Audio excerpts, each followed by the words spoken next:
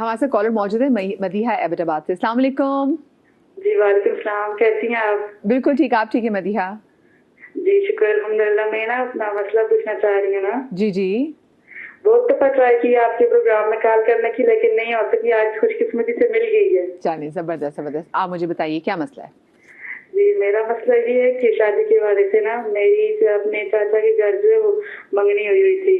जी जी।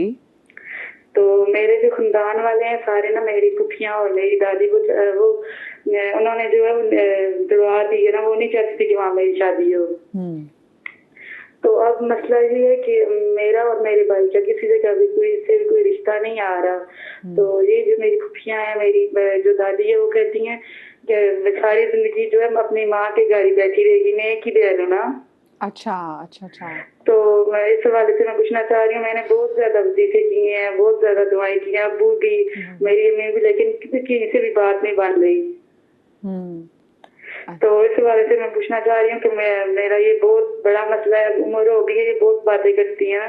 तो इस हवाले से मुझे कुछ बताएं, कुछ वजीफा कुछ इस्तिखारा कर सकते हैं, कुछ भी मुझे करके बताएं कि ये क्या है, इन्होंने बंदिश करवाई हुई है या अल्लाह ताला की तरफ से कुछ रुकावट है कि कोई रिश्ता आ ही नहीं रहा बिल्कुल। अच्छा चले चले ठीक है, मैं अलामा साहब। बिस्मिल्लाहिर्रहमानिर्रहीम। देखिए, तो हमारे यहाँ मसाले होते हैं कि हम ये कहते हैं कि हमारा फला काम नहीं हो रहा, तो शायद किसी ने बंदिश करा रखी है। यानी इंसानी ताकत जो है वो खुदाई ताकत से बढ़ जाती है बाज़ औक़ात, जो हमारे जुमलों से, हमारे इरादों से। बहुत सारे मामला हमारे ऐसे होते हैं कि जिनमें की रुकावटें आ रही होती हैं ना, तो उनमें चाहे वो माशी मामलात हों या माशरती मामलात हों या घरेलू मामलात हों, तो उसमें हम बार बार हर प्रोग्राम में कहते हैं कि उसमें हर इंसान को पहले अपने तमाम तज़किया करना चाहिए तमाम चीज़ों का। ठीक। अच्छा, जैसे इससे पहले बात हो रही थी, तो उसमें बुनियादी बात यह है कि हमेशा हम कहते हैं कि जब इंसान उसे हमें अल्लाह ने ज़िंदगी दी, हर आदमी ज़िंदगी गुजार जा रहा है, कोशिश ये करनी चाहिए आमदन इरादतन, ठीक है ना, सहमत तो ख़ता इंसान से होती ही है, आमदन और इरादतन कोशिश करे इंसान कि अपनी ज़ात से किसी को कोई तकलीफ़ न पहुँचे। इसलिए देखिए, ये जो इंसान किसी को अज़ियत या तकलीफ़ पहुँचा देता है, नेकी भी और बुराई भी ये महफूज होती है। लेकिन वो जैसे उन्होंने पूछा कि अब वो ज़रा परेशान है, तो उनको क्या करना चाहिए? मैं अर्ज़ करूँ उसका तो आसान जो है, जो मेरे जहन में आ रहा है, बाकी डॉक्टर साहब बता सकते हैं, सूरह रहमान की तिलावत ये पाबंदी के साथ अंजाम दें, बिलखुसूस रिश्तों के लिए ना, शादी ब्याह के लिए सूरह रहमान की तिलावत बेहतरीन है। उसके बाद जब कभी भी ये दुआ किया करें आप इस चीज़ों के लिए, तो इसमें जैसे डॉक्टर साहब ने तज़किरा किया था, जनाब उम्मुल मोमिनीन जनाब खदीजा कुबरा सल्लल्लाहु अलैहा और जनाब फातिमा ज़हरा सलामुल्लाह अलैहा, ठीक है ना, इनसे तवस्सुल को इख्तियार करें, ठीक है, अपनी हाजत को पेश करें, और साथ में कम से कम एक अदद तस्बीह का तोहफ़ा सूरह इखलास का, ये तो हर इंसान को मामूल बनाना चाहिए अपना। एक तस्बीह, कम से कम एक तस्बीह, अगर 10 तस्बीह रोज़ाना पढ़ सकता हो तो क्या ही कहने उसकी, क्या ही कहने, वाकई 10 तस्बीह। एक तस्बीह कम अज़ कम सूरह इखलास की पढ़ने के बाद बीबी को, बिनते रसूल को रोज़ाना तोहफ़ा पेश कीजिए आप, और उसके साथ अपनी जो हवाइज शरिया हैं आपकी, उनको उनकी बारगाह में पेश कीजिए। तोहफ़े का बदला तोहफ़ा होता है। जब रोज़ाना एक दुख्तर रसूल को आप तोहफ़ा भेज रहे होंगे, तो वो उस सखी की बेटी हैं, वो उधार नहीं रखती किसी का, ठीक है ना? बेशक। तो आपकी जो हवाइज शरिया होंगी, आपकी दुआ के अंदर वो शामिल हो जाएंगी, और खुदा की बारगाह में सिफारिश करेंगी कि ये बंदी है खुदा है, अल्लाह तेरी ये बंदी है, इसकी मुश्किल इसको आसान फरमा दे। तो ये सूरह इखलास को काश के अगर हम समझ लें कि यूँ तो कुरान करीम के लफ्ज़ बिस्मिल्लाहिर्रहमानिर्रहीम की तासीर बहुत ज़्यादा है। सूरह इखलास के जो फ़ज़ाइल और कमालात हैं ना, अगर इंसान समझ ले इंसान को, तो कोई इंसान में ताख़ीर न करे कभी भी। कोई तो वजह होगी ना, अल्लाह ताला ने सूरह इखलास को हर फ़र्ज़ नमाज़ में करार दिया कि पढ़ाना चाहिए उसको। तो बहरहाल ये कि क्योंकि ये एक ऐसी चीज़ है, इन खातून के लिए ये है कि सूरह रहमान की तिलावत करें, एक तस्बीह पढ़ के बीबी को हदिया करें और अपनी इस हाजत को पेश करें, इंशाअल्लाह सारी बंदिशें दूर हो जाएंगी। जो कुछ भी हो रहा है, जो अतराफ़न का माहौल है ना घर का, उसके असरात हैं, काश के बड़ों का ख्याल हो जाए इस बात का। कराची से हमारे कॉलर मौजूद है पीर बख्श साहब। अस्सलाम वालेकुम जी। वालेकुम अस्सलाम। बहन कैसी हैं आप? अल्लाह का शुक्र, बिल्कुल ठीक। आप क्या सवाल पूछना चाहेंगे? बहन मैंने सबर के हिसाब से सवाल जवाब करना था, और माइकराम भी बैठे हुए हैं, तो मैं भी आपका न्यूज़ देख रहा था, काफी टाइम से देखता हूँ। जी जी। तो मुझे ये समझ नहीं आ रही कि मैं कौन सा रास्ता इख्तियार करूँ। आप मसला अच्छा, क्या है? आप मसला तो पहले बताइए कि बहन मसला ये है कि मैं एक खाते के अंदर काम करता हूँ। जी जी। तो वहाँ पर एक लड़का जो है वो बदमाश टाइप का है, यानी गले बांध पकड़ता है और कहता है रिजाइन दो, फिर भी मैं खामोश रहता हूँ, सब्र इख्तियार करता हूँ। लेकिन वो कंपनी का जीएम तो नहीं है या मैनेजर तो नहीं है, एक सुपरवाइजर है। जी जी। और वो भी इस तरह करेगा, हर जगह दलील करे, हर जगह तनकीद करे, उसके बावजूद मैं खामोश हो जाता हूँ, सब्र इख्तियार करता हूँ। मेरा उलमा इकराम से ये कहने का मकसद था, क्या मजीद सब्र इख्तियार करना चाहिए या फिर उसका डट के लड़ने का या झगड़ने का कोई ऐसा कोई तरीका इख्तियार किया जाए, क्या किया जाए इस बंदे का, मुझे समझ नहीं आ रही। ये वैसे पीर भट्ट साहब, आप जैसे बात करें ना, तो ऐसे बहुत सारी जगहों पे ऐसे लोग ज़रूर होते हैं, घरों में भी, ऑफिस में भी, जो कि वाकई ऐसे जीना बड़ा मुहाल कर देते हैं। और फिर जब अगला सबर करा तो फिर उसको होता है कि मेरे अल्लाह मियाँ, मेरा सबर कब इसके आगे आएगा। इमरान भाई, क्या करना चाहिए इनको? जी, बिस्मिल्लाहिर्रहमानिर्रहीम। देखिए, सब्र का जहाँ तक ताल्लुक़ है तो शरीयत ने दोनों पहलू बताए हैं कि सब्र भी किया जा सकता है और उसकी कंप्लेन भी की जा सकती है। प्यारे आका सल्लल्लाहु अलैहि वसल्लम ने पूरी ज़िंदगी सब्र पे गुजरी है। लेकिन जाहिर सी बात है कि ये अब जब ये भी एम्प्लॉई हैं, वो भी एम्प्लॉई हैं, उनके बॉस भी नहीं है, कोई भी नहीं है, मैनेजर भी नहीं है, तो अगर इस तरह तंग कर रहा है तो जिन सीनियर्स हैं उनसे कंप्लेन करें, कोई प्रूफ के साथ करें। आजकल तो प्रूफ ये मोबाइल पे रिकॉर्डिंग या इस तरह की बात कि जिससे ये अपना साबित कर सकें कि जी मेरे साथ ये नाइंसाफ़ी हो रही है, तो वो वहाँ पे पहुँच जाए बात। क्योंकि हमारी सोसाइटी में ये भी एक बहुत बड़ा मसला है, हर जगह है कि जहाँ भी अल्लाह ने थोड़ा सा किसी को पावर दिया है ना, वहाँ सामने वाले को हमारे बिल्कुल डिग्रेड कर दिया जाता है और इतना इंसल्ट की जाती है। और ख़ास तौर पे मैं यहाँ पे जो टीचर्स हैं, चाहे वो स्कूल लेवल के हों, कॉलेज लेवल के हों या यूनिवर्सिटी लेवल के हों या एडमिनिस्ट्रेशन से ताल्लुक़ रखते हों, जहाँ पब्लिक डीलिंग होती है, तो मैंने देखा है कि वहाँ अक्सर मेजॉरिटी का भी होता है कि चाहे स्कूल वगैरह पे हमने देखा पेरेंट्स टीचर मीटिंग होती थी, जब बच्चों को पढ़ाई के चक्कर में जाते थे, तो अक्सर टीचर चाहे फीमेल हो या मेल हों, उनका रवैया इतना इंसल्टिंग होता है बच्चों के साथ भी और उनके पेरेंट्स के साथ भी, कि जैसे अगर बच्चे को वहाँ एडमिशन दिला दिया, हालांकि पेरेंट्स अच्छी फीस भी दे रहे हैं, सब कुछ कर रहे हैं, लेकिन वो इतना बच्चों को भी इंसल्ट करते हैं बात बात पर, तुम्हारे माँ बाप ने सही तरबियत नहीं की, तुम्हारी फीस नहीं आई टाइम पे। और अच्छी पढ़ी लिखी ख़वातीन या मर्द हजरात बसा औक़ात थोड़ी सी किसी चीज़ के ऊपर बाहर खड़ा कर दिया, तो मैंने तो नोटिस किया कि बड़ों से ज़्यादा छोटे जो बच्चे होते हैं ना, उनका ईगो हर्ट होता है और वो दिल में उनकी इतनी नफरत बैठ जाती है कि वो हमेशा पढ़ाई से भी मुतनफ़िर, टीचर से भी मुतनफ़िर, अब वो चाहे दीनी पढ़ाई हो दुनियावी पढ़ाई हो। दीनी पढ़ाई वालों को भी मैं कहूँगा जो हजरात कुरान हिफ्ज़ कराते हैं, अब काफ़ी हद तक उनमें भी तब्दीली आई है, वरना वहाँ के माहौल में भी होता था कि जी बहुत सख्ती के औलाद जो बेजार हो जाती है, बच्चे बेजार होते हैं, माँ बाप छोड़ के आ जाते हैं। गाँव देहात में अभी भी ये माहौल है कि बहुत से पेरेंट्स अपने बच्चों को छोड़ के आते हैं और उस्ताद से कह देते हैं कि भाई बच्चा अब आपके हवाले, मारे पीटे कुछ भी करें। फिर कल आजकल सोशल मीडिया पे वीडियोस आ जाती हैं, दिल दुखता है। तो माँ बाप को भाई अपने जिगर का टुकड़ा किसी के हवाले करके उसको समझा देना चाहिए कि इसको पढ़ाई के लिए भेजा है, इसमें अपना गुस्सा बढ़ा फ्रस्ट्रेशन निकालने के लिए नहीं भेजा। तो इस तरह अपने मूड को, अपने एटीट्यूड को, चाहे शौहर बीवी के साथ हो, टीचर अपने स्टूडेंट के साथ हो, बहुत पोलाइट रखें और किसी को ऐसी नौबत ना रहने कि वो जो मुकाफात की बात चल रही है कि बसा औक़ात होता है किसी का सब्र खामोशी वो एकदम ऐसा पड़ जाता है कि खटखट उसका रिजल्ट हाथ के हाथ मिल जाता है कि इंसान अभी किसी के साथ बुरा करके निकला है, किसी को एक्सीडेंट करके भागा मारा और हंसता चला गया और आगे जाके खुद का इतना बुरा एक्सीडेंट होता है कि फिर वो तड़पता रह जाता है। तो ऐसा ना करें किसी के साथ। पीर महल से हमारे साथ कॉलर मौजूद है सहर। अस्सलाम वालेकुम जी।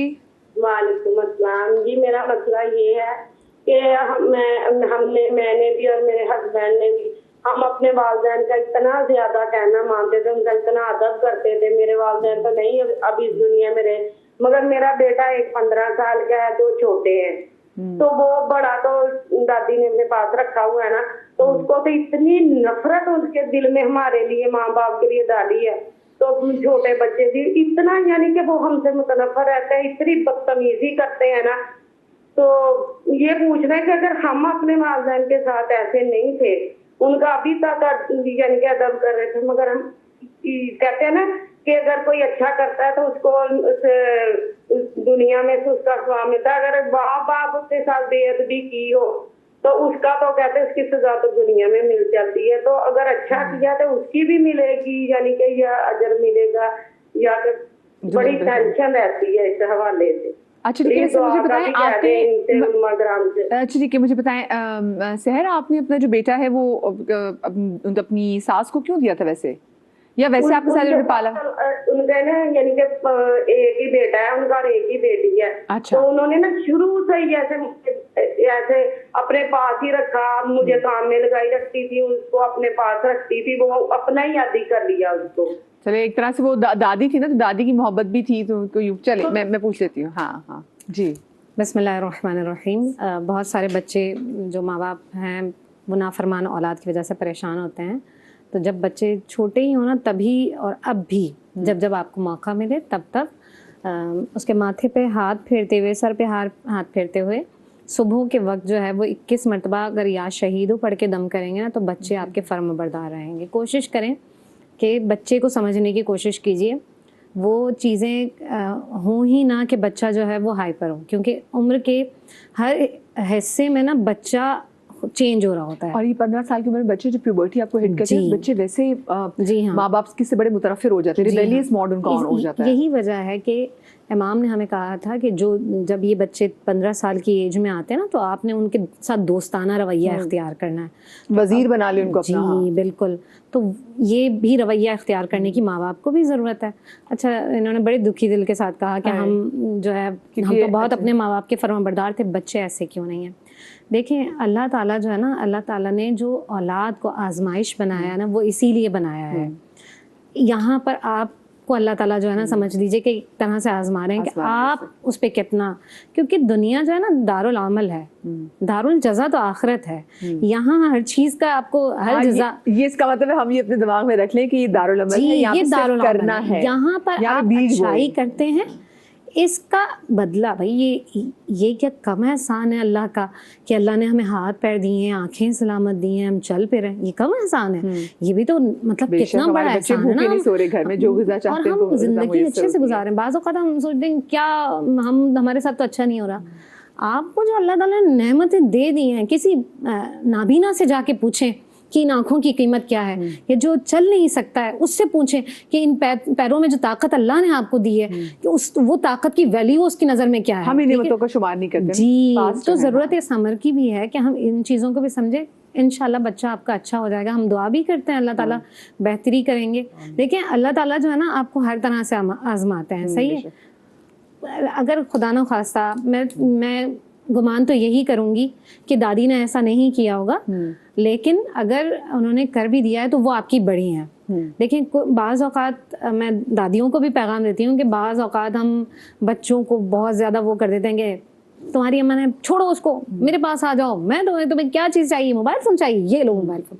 इस तरह से अम्मा थोड़ी सख्ती करती है, दादियाँ प्यार ज़्यादा करती हैं, तो बच्चे वो और मैं ये समझती हूँ, देखिए मैं तो मदिया प्यार करती हूँ अपने बच्चे से ना, लेकिन जो हमारी माएँ हमारे बच्चों से प्यार करती है ना, वो उनकी मोहब्बत वो अलग लेवल पर है। हाँ। इस वक्त वो हमें वो टाइम नहीं दे सकी हैं। अब वो बच्चों को चाहती हैं कि बस वो शहजादा बना कर रखी हैं इस तरह से, तो बाज़ औक़ात बच्चे बिगड़ भी जाते हैं। तो उसके लिए मैंने आपको वजीफ़ा बता दिया। वजीफ़ा बता दिया। दूसरी बात ये कि ख़वातीन वैसे अक्सर ये करती हैं कि वो अपना जो गुस्सा है ना, और वो जो अपनी नफरत का ज़रा अपने बच्चों जो बीज है, वो अपने बच्चों के अंदर भी ज़रूर बोती हैं कि उनके होता है कि चलो ठीक है जी, बच्चा जो हम बच्चे को अगले के खिलाफ अब तैयार करेंगे, ठीक है।